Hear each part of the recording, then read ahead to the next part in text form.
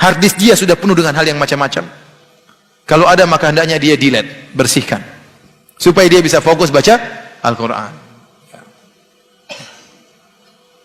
Setelah kalau dia sudah bersih hatinya, menjauhkan dari hal tidak bermanfaat, maka dia akan punya waktu banyak untuk baca Al-Quran. Ya akhi, kalau antum punya hafal Quran, tidak usah banyak-banyak, 2 juz aja, akan merubah kehidupan antum.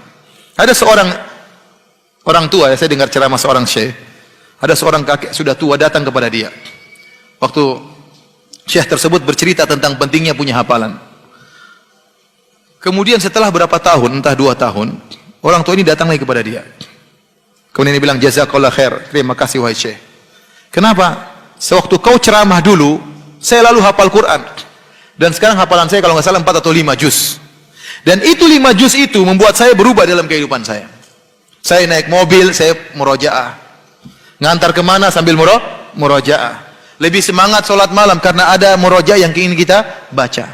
Seorang kalau punya hafalan Quran, dia semangat sholat malam.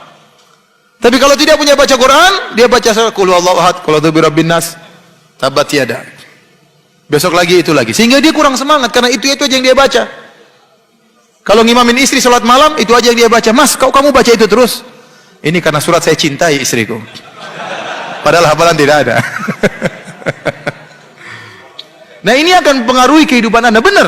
Saya nggak bilang 5 juz, saya bilang 2 juz aja. Anda hafal juz amma dengan juz 29, itu akan mempengaruhi kehidupan anda. Apalagi anda dalami, anda baca terjemahannya. Apalagi anda baca tafsiran singkat. Itu mempengaruhi kehidupan anda. Maka seorang berusaha untuk punya hafalan.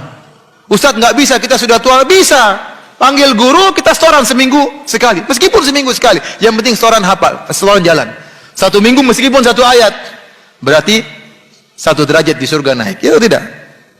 Minggu depan ayat yang lain, bidadari naik lagi. Minggu depan 1 ayat lagi, alhamdulillah, waktu berjalan. Kalau anda sudah punya guru, anda tidak mau harus sisihkan waktu untuk store.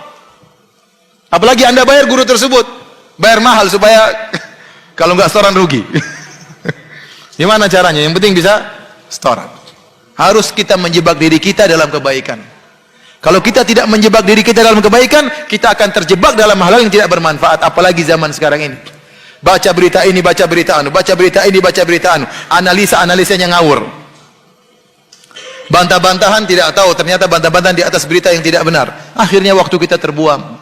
Seorang saja membaca berita setiap hari 1 jam dia baca. Coba bayangkan kalau 7 hari dikumpulkan sudah 7 jam. Seandainya 1 jam tersebut untuk baca Al-Quran, sudah berapa juz dia baca? Pernah ada pertemuan dengan salah satu imam Masjid Nabawi. Waktu kita lagi Id, ada istilah kita halal bihalal, tapi di Arab tidak dinamakan halal bihalal. Hari ketiga kalau tidak salah kita kumpul makan-makan rame. Hadir seorang imam dari Masjid Nabawi. Kawan-kawan tanya, ya Syekh, hafalan anda kuat setiap hari berapa juz baca?